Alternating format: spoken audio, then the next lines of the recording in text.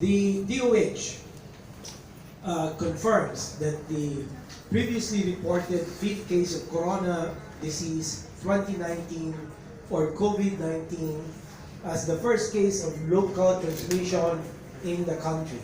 After verification with the Bureau of Immigration showed that the patient had no recent travel history.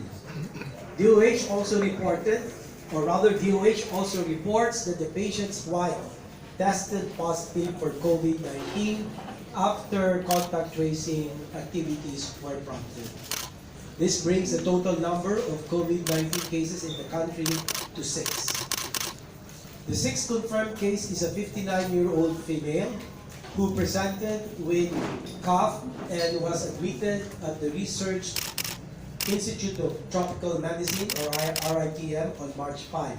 The patient is currently in stable condition. The DOH is currently exhausting all its efforts to identify others who may have come in contact with the confirmed cases to ensure that this localized transmission does not progress to community spread. In light of the confirmation of localized transmission in the country, and in anticipation of possible sustained community transmission, DOH has raised the COVID-19 alert system to Code Red Sub-Level 1. I repeat, Code Red Sub-Level 1. I must clarify that this is a preemptive call to ensure that national and local governments and public and private healthcare providers can prepare for possible increase in suspected and confirmed cases. With this Code Red, the DOH has recommended to the Office of the President for the declaration of a state of public health emergency, which will facilitate, let me repeat, which will facilitate mobilization of resources, ease processes, including procurement of critical logistics and supplies, and intensifying reporting and quarantine measures.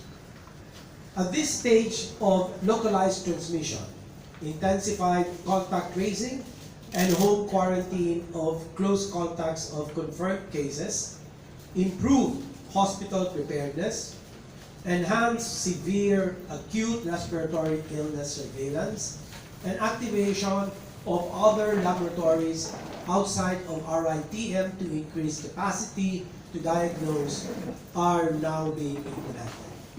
Local government units and healthcare providers to be ready to implement planned response measures. We are continuously reminding everyone to practice personal protective measures such as hand hygiene, social distancing, and proper cough etiquette. Avoid unnecessary travel and postpone mass gatherings as well. It is our individual responsibility to protect ourselves and the people around us. Only through collective action in our communities will we be able to limit the spread of the virus.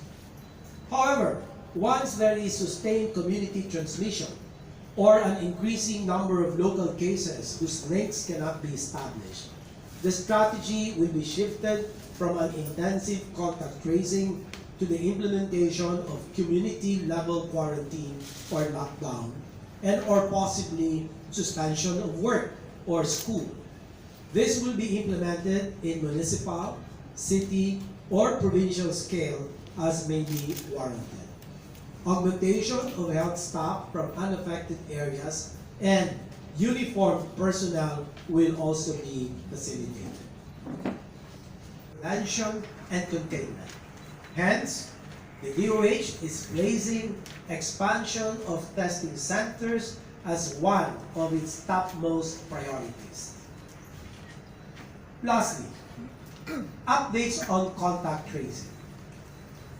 On the new 3 confirmed cases, the Epidemiology Bureau, or EB, in coordination with Centers for Health Development and City Health Offices, is currently establishing travel history and identification of individuals who might have had contact with the positive cases. Identified contacts are being interviewed and assessed for signs of respiratory illness.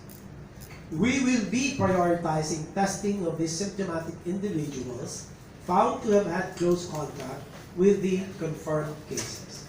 We urge those who may have interacted with the confirmed cases within the past 14 days to immediately call the DOH hotline at 02-8651-7800, local 1149 and 1150 for appropriate referral to a health facility.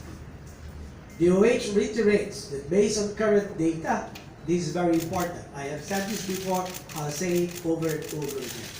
81% of cases have mild disease. About 14% appear to progress to severe disease, and 5% are critical.